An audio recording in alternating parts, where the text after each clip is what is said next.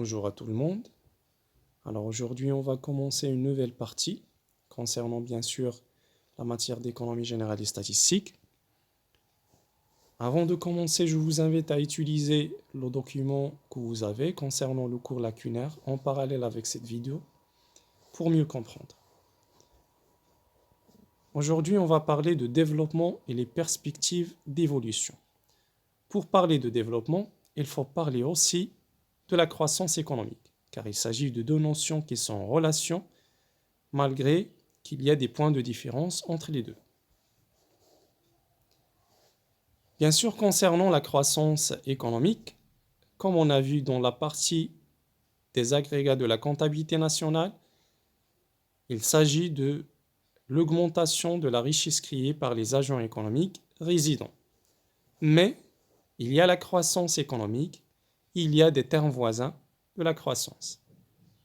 Commençons par l'expansion.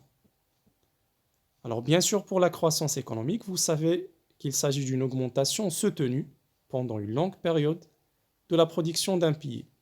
Mais l'expansion, il s'agit de phénomènes conjoncturels. À court terme, on peut dire c'est quand le taux de la croissance est supérieur au taux de croissance observé sur une longue période. Il y a aussi la récession. La récession, on peut dire, c'est le contraire de l'expansion. On a dit que l'expansion, c'est quand le taux de croissance enregistré il est supérieur au taux de croissance observé sur une longue période. Par exemple, un pays qui enregistre chaque année un taux de croissance entre 2 et 2,5% par exemple, s'il va enregistrer un taux de croissance qui s'élève à 7%, on peut dire qu'il s'agit d'une expansion, car le taux de croissance enregistré il est supérieur au taux de croissance observé sur une longue période. Par contre, la récession économique, c'est quand le taux de croissance enregistré est inférieur au taux de la croissance observée sur une longue période. Il y a aussi la dépression. La dépression aussi, il s'agit de phénomènes à court terme. Et en général, on peut dire c'est quand le taux de croissance est négatif. Ça veut dire c'est la diminution de la richesse créée. Si le taux de croissance est négatif, on dit qu'il y a une dépression économique. La crise. La crise, tout simplement, c'est le moment de retournement de la conjoncture. Alors, c'est le point de retournement qui marque le début de la phase de ralentissement de l'activité économique. Finalement, il y a la reprise. Pour la reprise, on peut dire si le point d'inflexion qui marque le retour d'une phase de croissance de l'activité économique soutenue. Ça veut dire après une crise et après une dépression, il y a une reprise économique. Ça veut dire que l'activité économique reprend sa tendance haussière. Comme vous voyez, vous avez ici un schéma récapitulatif de ce qu'on a expliqué. Alors, la phase numéro 1, c'est une phase d'expansion. Ça veut dire que le taux de croissance est très fort. Il dépasse le taux de croissance observé pendant une longue période. Après, pour la phase numéro 2, c'est le moment de la crise. C'est la fin de période d'expansion et le commencement de chute de l'activité économique. La phase numéro 3, c'est la phase de la récession économique. Et on a dit que, bien sûr, la récession, c'est que quand le taux de croissance est inférieur au taux de croissance observé sur une longue période. Et finalement, il y a la phase numéro 4, c'est la reprise.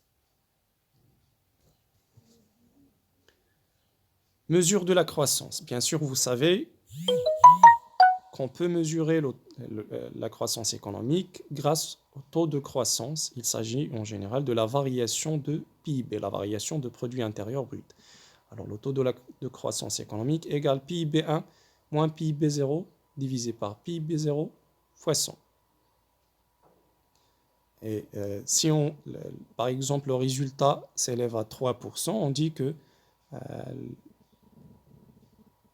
la richesse créée par les agents économiques résidents a augmenté de 3% en T1 par rapport à T0. Les facteurs de la croissance maintenant. Alors, concernant les facteurs de la croissance, ce sont les facteurs en général qui aident à réaliser une croissance économique. Bien sûr, comme on a expliqué, la croissance économique, c'est l'augmentation de la richesse créée, ça veut dire c'est l'augmentation de la production. Et concernant les facteurs de production, on a le facteur travail et le facteur capital. Ça veut dire que ce sont les deux facteurs principaux sur lesquels on se base pour réaliser une croissance économique. Concernant le facteur travail, on peut parler de deux côtés, quantitatif et qualitatif. Quantitatif quand on parle de la démographie en général, de taux d'activité. Ça veut dire à chaque fois, le taux d'activité il est plus élevé. On peut dire que c'est un levier pour la croissance économique. Aussi, on peut parler, comme on a dit, de côté qualitatif. Par exemple, c'est l'encadrement, la qualification, les compétences et ainsi de suite. Concernant le facteur capital, alors le facteur capital repose sur les équipements existants, leur qualité et la propension de l'économie à les augmenter par des investissements et ainsi de suite. À part ça, il y a le progrès technique qui permet la modernisation des équipements et l'innovation. On peut parler aussi comme un facteur de la croissance, la conjoncture. Alors, quand on parle de la conjoncture économique, on parle des grands équilibres macroéconomiques. On peut parler par exemple d'une inflation maîtrisée. Si l'inflation est maîtrisée, ça va nous aider à réaliser une croissance économique. Finalement, il y a bien sûr le rôle de l'État. Alors, l'État soutient bien sûr l'économie de plusieurs façons, comme les subventions, les infrastructures, les aides à l'exportation et ainsi de suite. Et comme on a vu dans la partie de la politique budgétaire, par exemple, on a parlé de l'effet multiplicateur de l'investissement.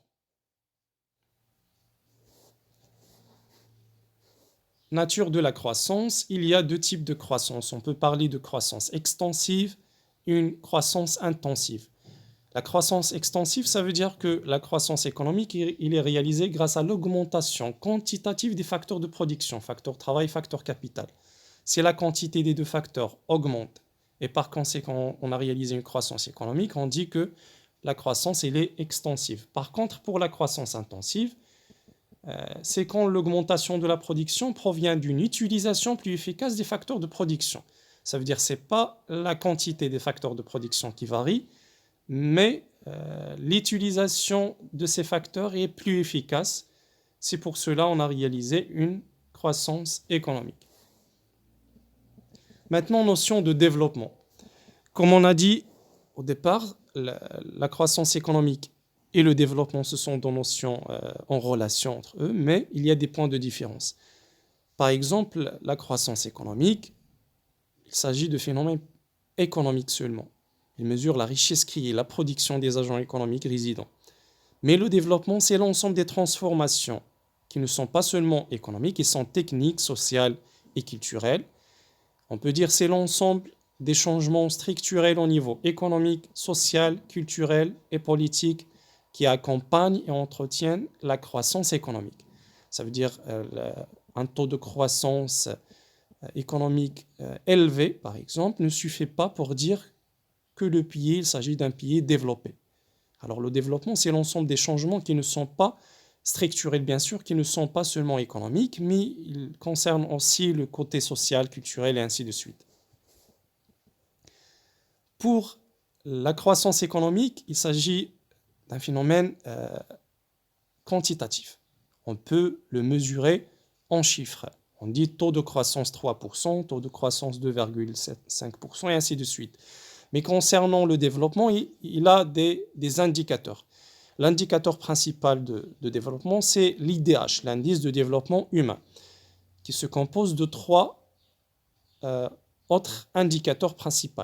Ils sont l'espérance de vie à la naissance, qui reflète la situation de la santé dans un pays, le taux de scolarisation, le taux d'alphabétisation, qui donne une vision sur le côté de l'enseignement de l'éducation, et finalement le PIB par habitant pour mesurer le côté économique dans un pays. Ça veut dire le PIB réalisé pendant une année divisé par le nombre total de la population. Alors, c'était notre explication pour aujourd'hui. Je vous rappelle que vous devrez utiliser le cours lacunaire en parallèle pour bien comprendre. À très bientôt.